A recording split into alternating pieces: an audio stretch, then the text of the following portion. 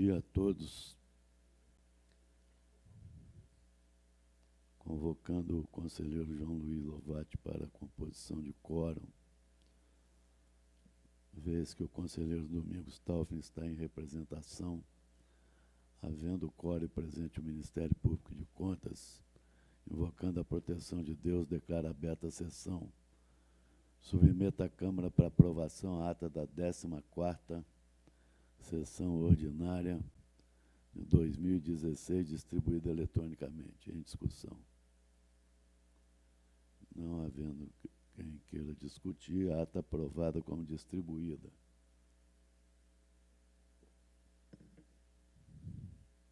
Palavra franqueada aos senhores conselheiros, procurador e auditores para comunicações e registros.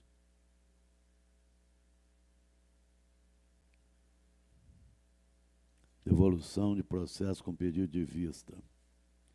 Processo 7514-2010, relator conselheiro Zé Antônio Pimentel, vista Ministério Público em primeira sessão.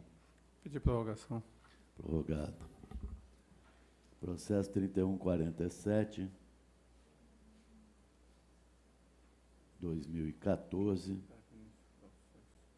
relator conselheiro Sérgio Borges, vista conselheiro Domingos Taufin. Segunda sessão fica adiado.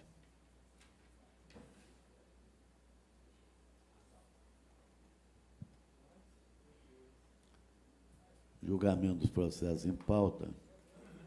Há um pedido de sustentação oral.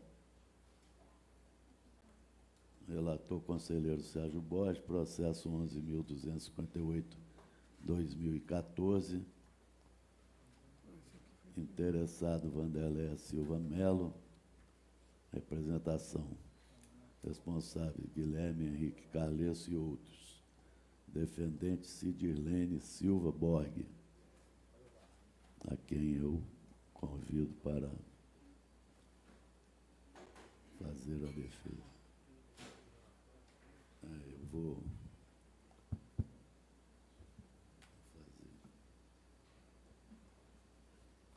Eu vou antes fazer uma leitura do relatório.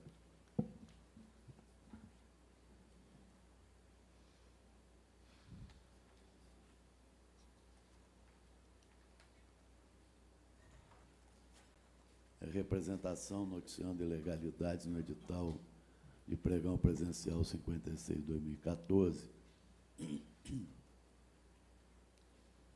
Município de João Neiva, cujo objeto é a aquisição de pneus, dividido em 3 lotes, para atender as secretarias municipais de Educação, Fazenda, Obra e Serviços Urbanos, Agricultura, Gabinete do Prefeito, Fundo de Saúde, Fundo de Assistência Social, exercício 2014.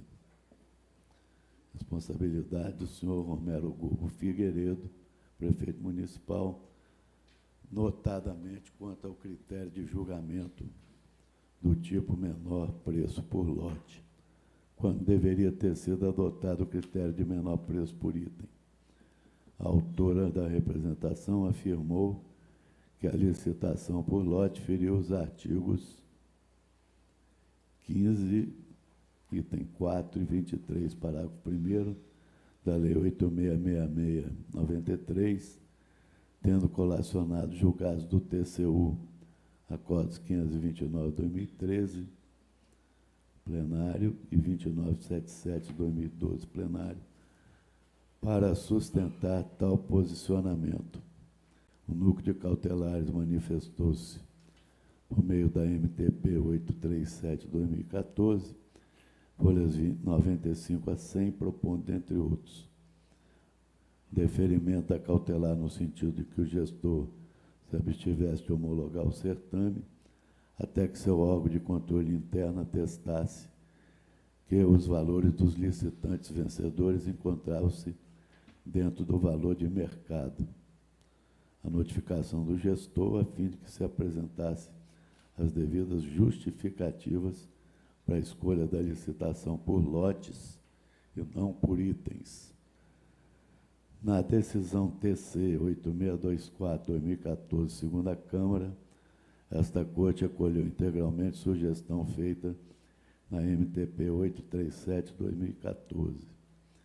Já as folhas 133 e 134, encontra-se manifestação firmada pelo prefeito e pelo senhor José Nazareno de Melo, que assinava como controlador-geral municipal, protocolizado perante essa Corte em 8 de janeiro de 2015.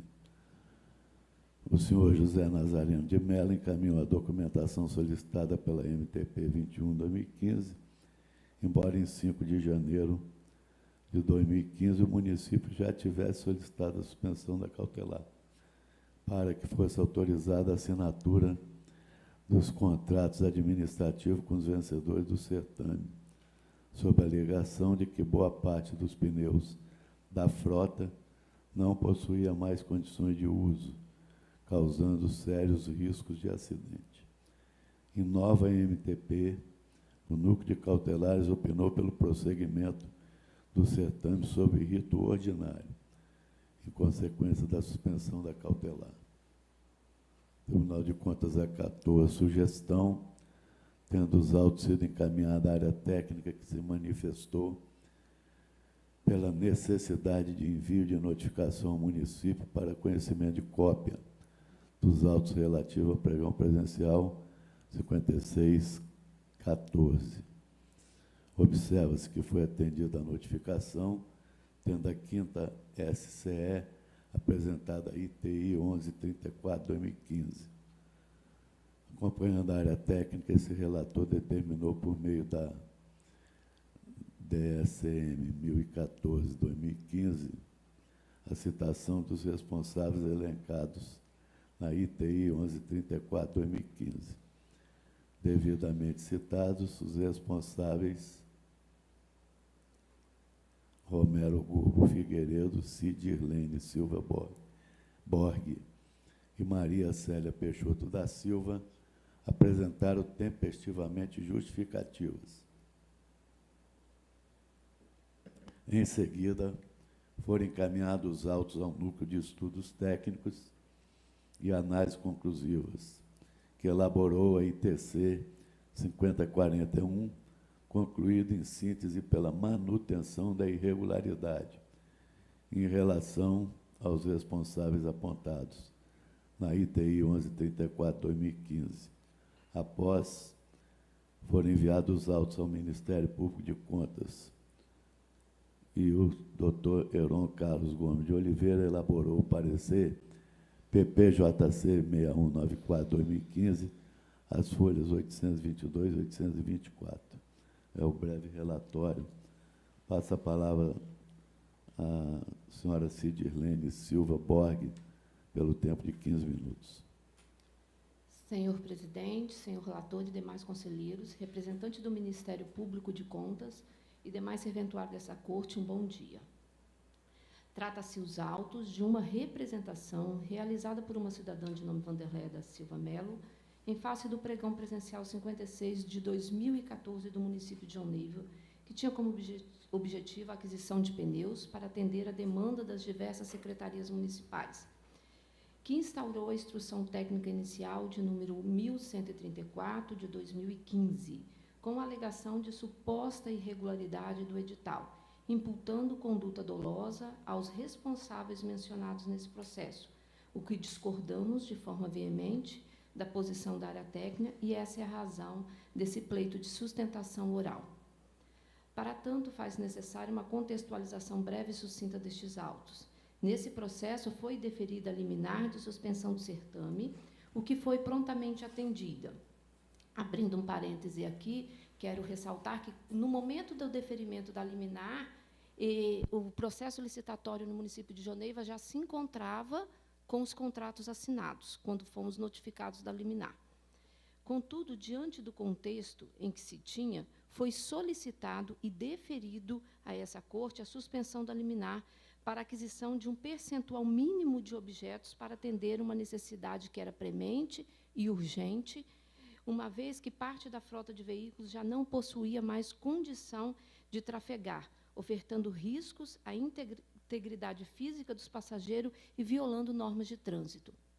Também quero ressaltar aqui que, nessa gestão de 2013 até o momento não havia sido comprado nenhum procedimento licitatório para a compra deste objeto aqui, que era pneus. Bem, aqui vamos trazer a reflexão e enfrentar alguns pontos mencionados pela área técnica.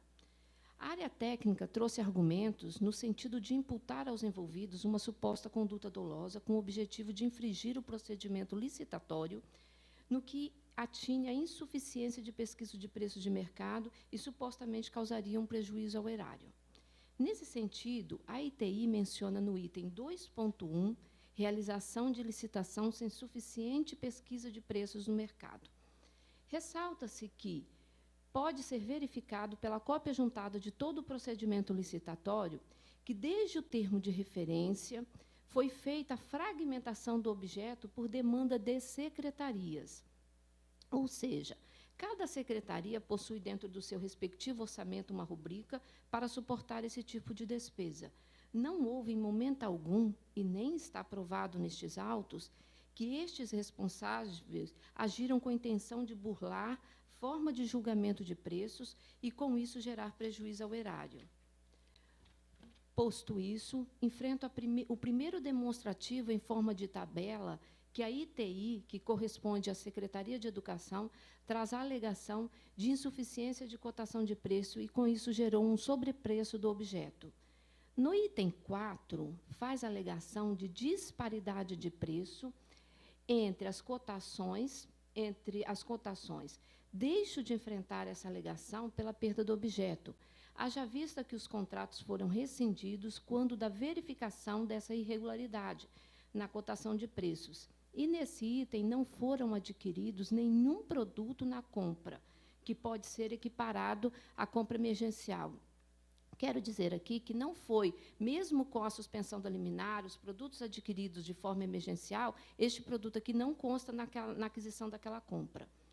No item 5, em que a ITI traz a alegação de que uma empresa traz um preço manifestamente excessivo em relação a outras duas cotações, esse argumento não merece prosperar, pelo que pode ser considerado que houve a regularidade no momento da contratação, haja vista que tal objeto foi adjudicado por uma empresa que não participou da cotação de preço, mas havia retirado o edital.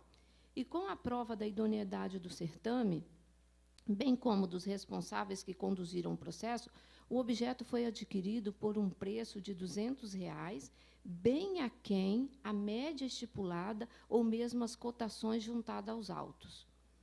Prosseguindo, o segundo quadro demonstrativo trazido nessa ITI, que corresponde à Secretaria de Obras e Serviços Urbanos e Secretaria de Trabalho, Assistência e Desenvolvimento Social, em que alega situação deficiente de cotação de orçamentos, gerando para o mesmo objeto média de preços diferenciados. No que se refere a esse item, refutamos pelos seguintes motivos. A uma, devido pela perda do objeto nessa alegação. A outra, pela rescisão dos contratos, tal produto não for adquirido pelo município, não gerando nenhum malefício aos cofres públicos. No item 2.2, a ITI traz a alegação seguinte: elaboração de edital sem a fixação dos critérios de aceitabilidade de preços unitários. Tal fato fora explicitado acima quando defendemos que houve uma fragmentação por secretaria, por demanda de secretaria. Contudo, traz como suposta prova sua alegação a tabela 1, que está nas folhas 671 dessa representação.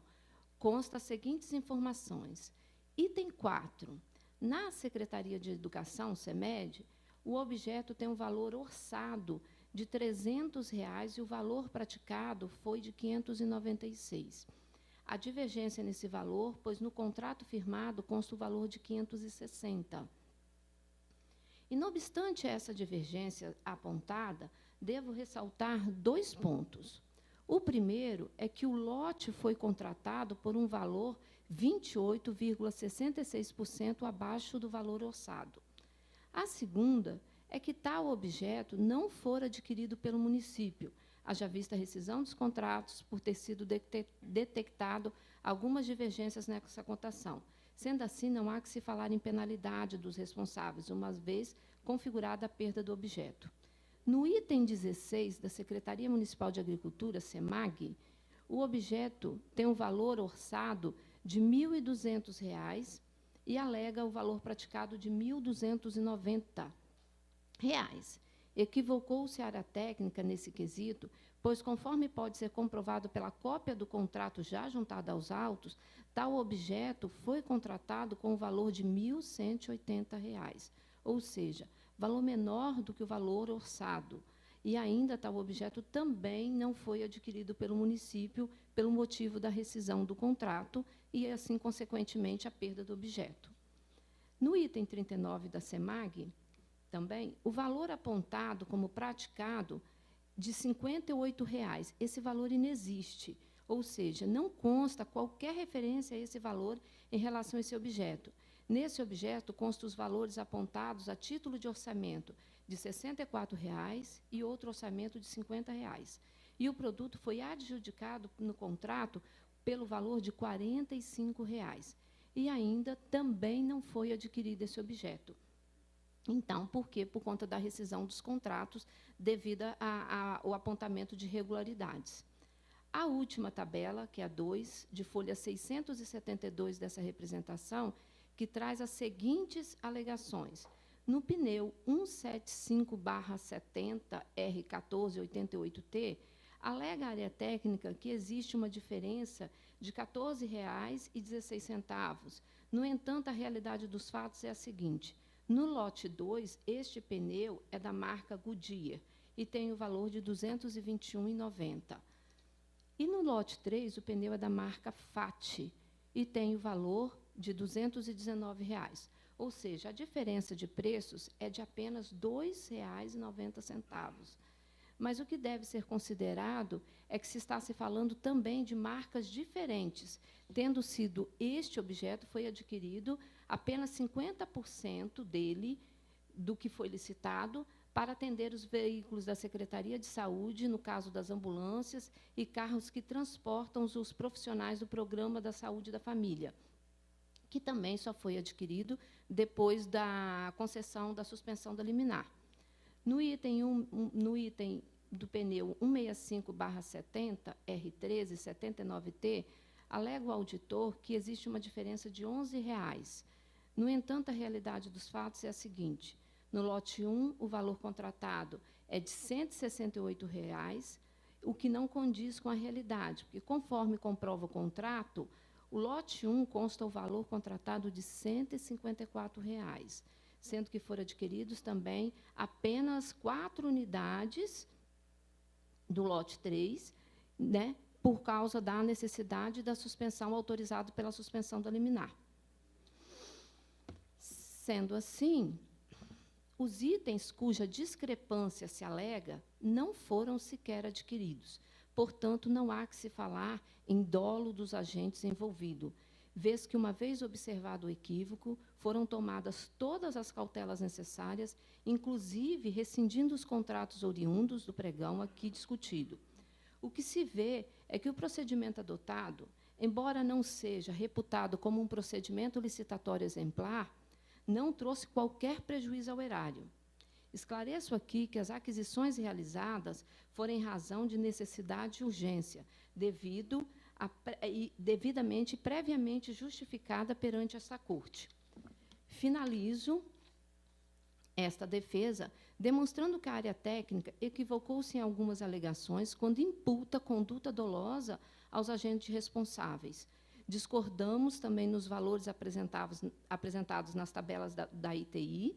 Penso que deve ser alvo de melhor análise por este relator. Por vislumbrar que, até o presente momento, não foi analisado todos os argumentos da defesa e, por isso, reitero todos os argumentos da defesa. Peço também, neste momento, e requeiro a juntada de documentos que comprovam a rescisão dos contratos e que o processo seja julgado regular enquanto teve a sua eficácia e sua validade mantida, tendo em vista que não restou comprovado nenhum prejuízo ao erário. Nesse sentido, peço deferimento a esta defesa. Eu vou solicitar a senhora para entregar os documentos e vou retirar o processo de pauta e encaminhar a área técnica para nova análise. Concedo a palavra ao conselheiro Zé Antônio Pimentel. Senhor presidente, senhor conselheiro João Luiz, doutor Luiz Henrique, Ministério Público de Contas, senhoras e senhores. Processo TC 7042-2009, eu vou adiar, senhor presidente. Processo TC 2623-2010, está com vista com o senhor presidente, a quem devolvo a palavra.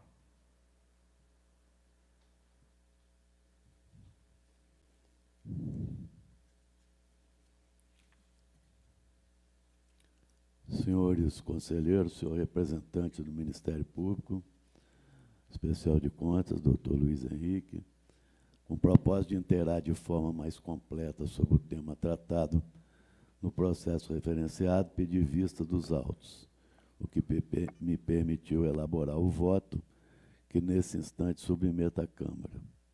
Inicialmente, analiso que os presentes autos cuidam da prestação de contas anual da Prefeitura de Atílio Viváqua referente ao exercício de 2009, sob responsabilidade do senhor José Luiz Torres Lopes, chefe do Poder Executivo Municipal, cujo voto do eminente conselheiro relator José Antônio Pimentel foi pela rejeição das contas em face de irregularidades na contabilidade do município.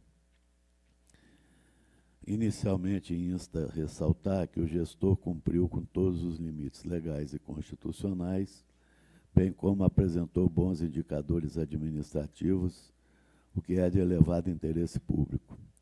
Ressalto, pois, a importância da contabilidade aplicada ao setor público. Ela efetua de modo eficiente o registro dos autos e fatos relativos ao controle da execução orçamentária e financeira. No entanto, muito ainda se pode avançar no que se refere à evidenciação do patrimônio público. No Brasil, as finanças públicas estão disciplinadas principalmente na Lei Federal 4.320/64, determinando que, ao final de cada exercício, os resultados gerais da administração pública sejam demonstrados no balanço orçamentário, balanço financeiro, balanço patrimonial e na demonstração das variações patrimoniais, notadamente segundo os anexos números 12, 13, 14 e 15. Além desse diploma legal, a Lei Complementar 101/2000, a LRF, disciplinou normas ligadas às finanças públicas, voltadas para a responsabilidade na gestão fiscal. Nesse passo, desde esta prestação de contas anual, pode-se extrair os seguintes dados alcançados pelo município de Atílio Viváqua no ano de 2009. Limites constitucionais e legais. Dos levantamentos efetuados, restou constatado que o município, em análise, obteve a título de receita corrente líquida, no exercício de 2009, o montante de R$ 16.628.170,24. Poder Executivo realizou despesa com pessoal no montante de R$ 8.219.439,31, resultando dessa forma numa aplicação de 49,43 em relação à receita corrente líquida apurada para o exercício, estando, portanto, abaixo do limite prudencial de 51,3 e legal de 54%. Os gastos com pessoal consolidados com o Poder Legislativo foram da ordem de R$ 8.744.879,20, ou seja, 52,77% em relação à receita líquida, estando, portanto, abaixo do limite prudencial de 57% e legal de 60%. A dívida consolidada líquida não extrapolou o limite de 120% da receita corrente líquida. Não houve contratação de operações de créditos. Limites constitucionais. Remuneração dos profissionais do magistério. Da quarta parte recebida do Fundeb, foram aplicados 69,62 na remuneração do Magistério da Educação Básica, cumprindo assim o percentual mínimo de 60% previsto na Constituição da República. Aplicação em manutenção e desenvolvimento do ensino. Na manutenção e desenvolvimento do ensino, foi efetivamente aplicado o percentual de 25,42%, cumprindo assim o percentual mínimo a ser aplicado de 25%, previsto na Constituição da República. Aplicação em saúde, a total de despesas próprias com saúde, aplicada em ações e serviços públicos de saúde, aplicou um percentual efetivo de 27,79%, cumprindo assim o limite mínimo a ser aplicado na saúde de 15%.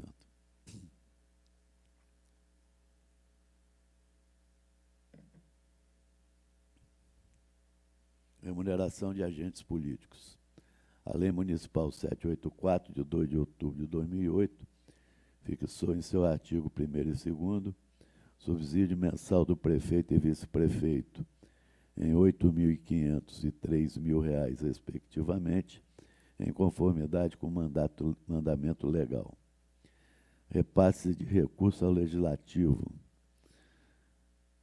a título de duodécimo, foi no valor de R$ 946.837,28, em conformidade com o limite constitucional de 7%, conforme inciso 1, artigo 29 da Constituição da República, sendo que foi devolvido para a Câmara, ao final do ano, o valor de R$ 5.000, devolvido pela Câmara. Ao final do ano, o valor de R$ 5.168,76. Baseado no voto vencedor no processo TC 1671/2011, que cuida da prestação de contas anual do exercício 2010, aqui tratamos de 2009, da mesma prefeitura em questão e mesmo responsável, onde o conselheiro Rodrigo Chamon, naquela oportunidade, pontuou a distinção existente entre a prestação de contas de governo e das contas de gestão, bem como citou que a razão fundamental que levou à concepção da lei de responsabilidade fiscal foi a necessidade premente histórica de instruir processos estruturais de controle do endividamento público, conforme obra Curso de Responsabilidade Fiscal, autoria do ministro substituto do TCU, Véder de Oliveira, conclui que a prestação de contas anual da Prefeitura de Atílio Viváqua, sob a responsabilidade do senhor José Luiz Torres Lopes, prefeito municipal, exercício 2009, atendeu majoritariamente os pilares da LRF, assim como ocorreu no exercício de 2010. Nesse mesmo voto, o eminente conselheiro Rodrigo Chamon concluiu que as irregularidades apontadas pela área técnica no exercício 2010 deverão ser sanadas no próximo exercício, conforme regulamenta as normas brasileiras de contabilidade, NBC 16.1 a 16.10, aspas. Qualquer divergência apurada referente ao exercício já encerrado deverá ser contabilizado através de lançamentos contábeis de retificação em data corrente. Com isso, votou e foi acatado por esta Corte de Contas pela aprovação com ressalva PCA da Prefeitura de Atílio Viváqua de 2010, com irregularidades e com grande similaridade que estamos tratando nestes autos. Quanto às irregularidades dos seguintes itens, entendo pelo afastamento das mesmas, conforme passo a expor. total de resta a pagar inscritos no balanço financeiro, divergente do valor total dos empenhos a pagar no balancete da despesa orçamentária. Consta na prestação de contas anual, processo TC 1671/2011, voto do conselheiro Rodrigo Chamon, que afastou as irregularidades referentes a esse item, baseado nas normas brasileiras de contabilidade 16.1 a 16.10. Qualquer divergência apurada ao exercício já encerrado deverá ser contabilizada através de lançamentos contábeis de retificação em data corrente. Entendo que o relator, ao afastar a irregularidade desse item na PCA de 2010 e ao verificar uma prestação de contas anual do exercício de 2011, processo TC 2440/2012, ficou demonstrado que a composição da conta restos a pagar não apresenta mais inconsistências. Com isso afasto a irregularidade. Divergência entre o valor total das entradas de bens móveis e imóveis na declaração e o valor do balancete de verificação, folha 387. Divergência entre os saldos do exercício anterior 2008 de bens móveis, discriminado no balanço patrimonial. Divergência entre o registro do valor do saldo anterior de bens em estoques, almoxarifado 2008, na declaração de existência de bens e o anotado no balanço patrimonial. As irregularidades apontadas pela área técnica no exercício de 2009 referente aos itens acima expostos não foram citadas pela área técnica na PCA de 2010, processo TC 1671/2011. Conclui-se que elas foram sanadas no exercício seguinte, conforme determinam as normas brasileiras de contabilidade de 16.1 a 16.10. Qualquer divergência apurada referente ao exercício já encerrado deverá ser contabilizado através de lançamentos contábeis de retificação em data corrente. Com isso, afasto a irregularidades. Ressalto o processo TC 1671/2011, PCA 2010, foi votado em 6/4/2016. Processo TC 2440/2011, PCA 2011, votado em 22/10/2014. Porém, o encaminhamento à Câmara Municipal foi elaborado em 6 de abril de 2016.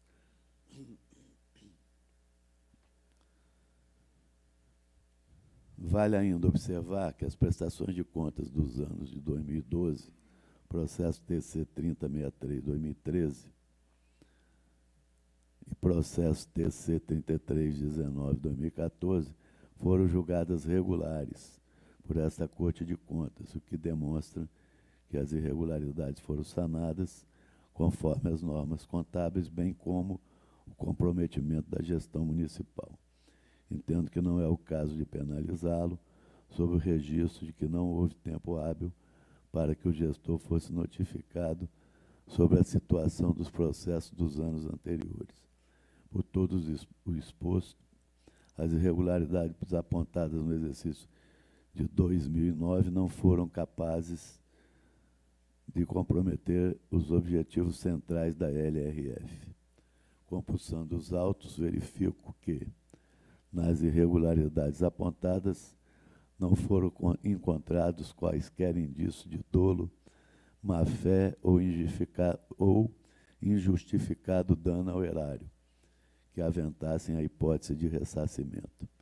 Ante o exposto, pedindo vênia por dissentir do que propõe o eminente conselheiro relator, voto no sentido de que o colegiado adote a seguinte posição.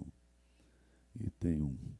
Sejam mantidas as irregularidades nas quais não foram capazes de comprometer os objetivos centrais da LRF, itens 2.7, 2.11, 2.12, 2.13, 2.14 da Instrução Técnica Conclusiva. Item 2. Seja afastadas as seguintes irregularidades, as quais já foram fundamentadas nesse voto. Item 3.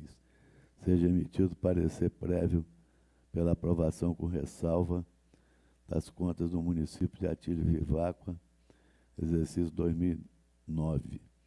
Responsabilidade do senhor José Luiz Torres Lopes, com fundamento no artigo 80, inciso 2, Lei Complementar 621/2012. Item 4. Seja encaminhado ao atual gestor as seguintes determinações que deverão ser objeto de monitoramento por essa Corte. Cumpra as disposições contidas na NBC 16.5, Resolução CFC número 1132/08, sobretudo naquilo que versa sobre ajustes contábeis decorrente de exercícios encerrados. Esse é o voto, conselheiro. Senhor presidente, eu vou adiar o processo para me conhecer o voto de Vossa Excelência. E, então, vamos adiar. Adiado. Processo 6962/2010. Eu solicito o pregão, senhor presidente. Solicita a secretaria realizar o pregão. Quanto-se presidente interessado no processo 6962/2010, auditoria na Câmara de Fundão, responsável André Luiz Rangel Ribeiro, seus advogados, Altamiro Tadeu Frontino Sobreiro, Gregório Ribeiro da Silva, não se encontra, senhor presidente. Devolvo a palavra ao conselheiro Zé Antônio Pimentel. Por fim, o processo 7514/2010, ele está com a primeira sessão vista ao Ministério Público de Contas. Somente, senhor presidente. Obrigado, conselheiro.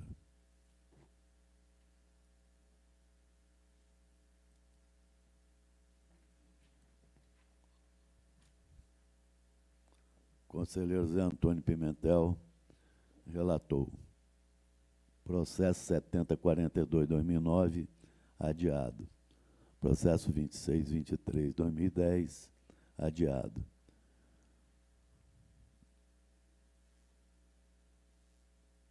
À vista do conselheiro Sérgio Borges.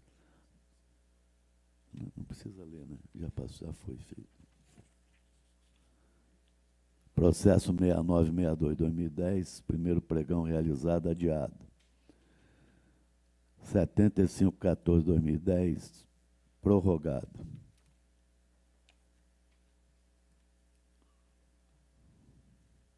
Passo a relatar os processos da minha relatoria.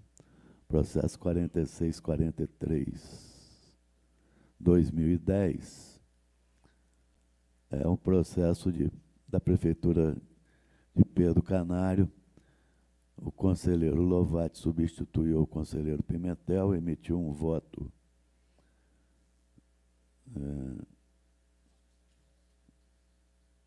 pediu vistas, emitiu um voto, mas nós estamos sem quórum para votar, uma vez que ele substituiu o conselheiro Pimentel, então a gente adia o processo para a próxima sessão. Processo 3147/2014, o conselheiro Domingos Taufner pediu vistas, está adiado.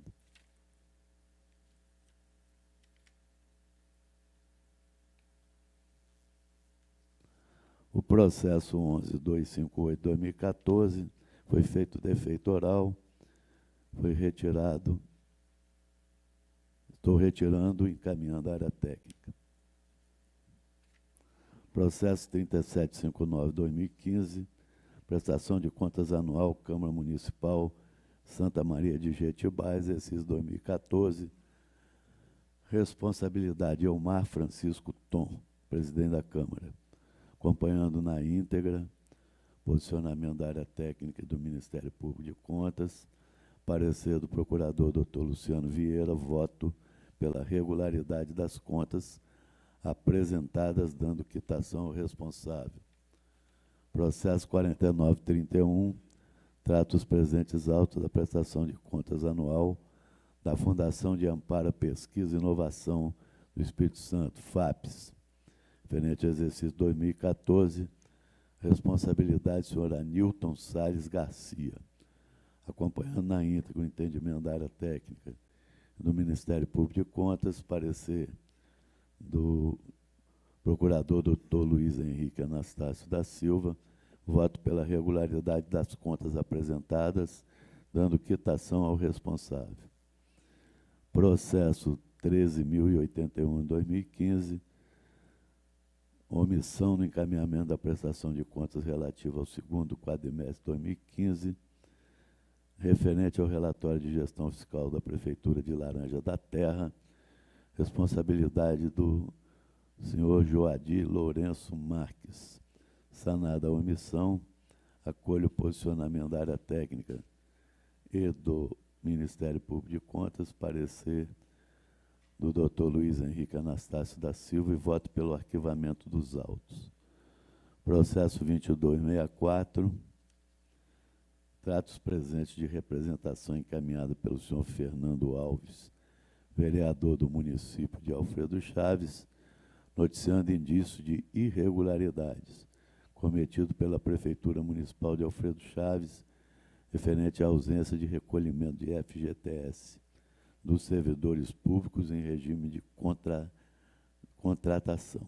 No presente caso, ao analisar a manifestação técnica confeccionada pela 5ª Secretaria de Controle Externo, depreende-se que a representação protocolada junto a este Tribunal de Contas sequer junto à prova do alegado, nem tampouco elementos de convicção que ensejem o seu prosseguimento.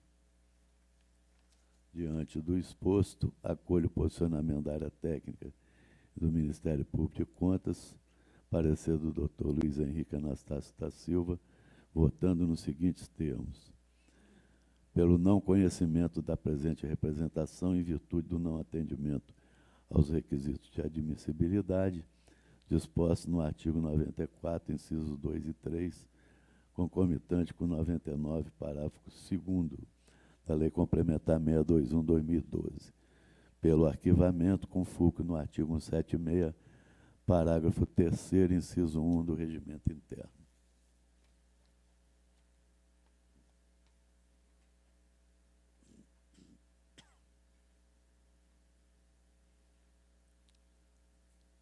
Conselheiro Sérgio Borges, relator.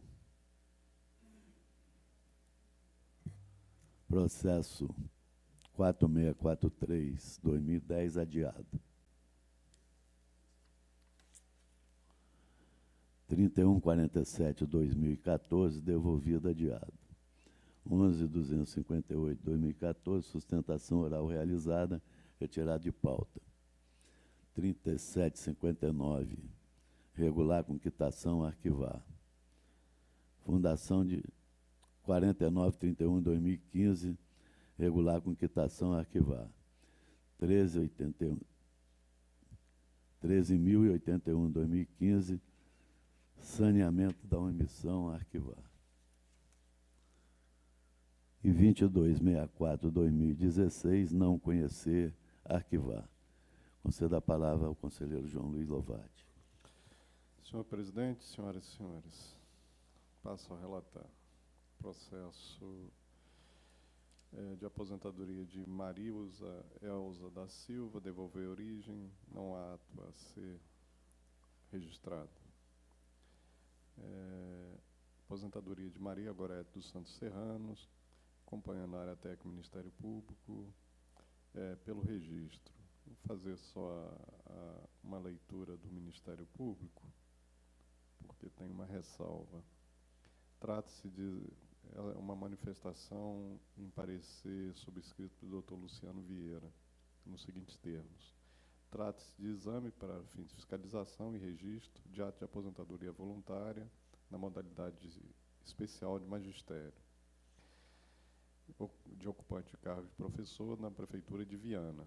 No vertente caso, à guisa de argumentos fáticos e jurídicos contido na Instrução Técnica Conclusiva ITC 5790, evidencia-se que o registro postulado tem respaldo legal e constitucional, consoante os dispositivos que regulam a matéria. Posto isso, o Ministério Público de Contas manifesta pelo registro do ato de aposentadoria. Reserva-se ainda esse parquê ao direito de manifestar-se oralmente em sessão de julgamento Por fim, ressalto que a aplicação de multa face à intempestividade do cumprimento da diligência fica a critério do relator, conforme as circunstâncias do caso concreto. Havia menção na instrução técnica conclusiva de que a diligência não foi atendida no prazo fixado de 30 dias. Eu considerei que a complexidade do caso, que exigia uma informação da prefeitura e de levantamentos, afastaria a necessidade de aplicação de multa. Mas, em face da manifestação do Ministério Público, que poderia fazer essa manifestação oralmente na sessão, eu retorno a palavra a Vossa Excelência. Ouço o representante do Ministério Público, doutor Luiz Henrique. Assim, como já está esclarecido o motivo pelo atraso, acho que não tem nada a acrescentar. Então, tanto o Ministério Público quanto a área técnica registram. Prosseguindo a aposentadoria de Colombo Benedito Libra Gonçalves, sob estamento, devolução à origem, aguardar decisão em outro processo. Aposentadoria de Salvino Menelli, no Instituto de Previdência de Linhares, registro. No Instituto de Previdência do Estado do Espírito Santo, são aposentadorias todas pelo registro. Interessados: Vera Lúcia Caser, Maria Alcides Carvalho Gonçalves e Heloísa Semprini Ferreira. No Instituto de Previdência de Linhares, aposentadoria de Marina Martins Mafra, registro. No Instituto de Previdência do Estado, aposentadoria de Marlene Gomes Bobac Salgado, registro. No Instituto de Previdência da Serra, aposentadorias pelo registro. Interessados: Celina da Vitória Neves, Claudete das Graças Dalcol e Expedito Andrade. Na Prefeitura de Aracruz, admissões, registro. Interessados: Glauciene de Lima Souza e Jaqueline Cardoso de Almeida. É só, presidente. Proclamo o resultado na forma relatada pelo conselheiro João Luiz Lovati. Agradecendo a proteção de Deus, nada mais havendo a tratar, vou declarar encerrada a presente sessão. Antes, porém, convoco para a próxima, que será ordinária, a ser realizada no dia 25 de maio, quarta-feira, às 10 horas. Está encerrada a sessão.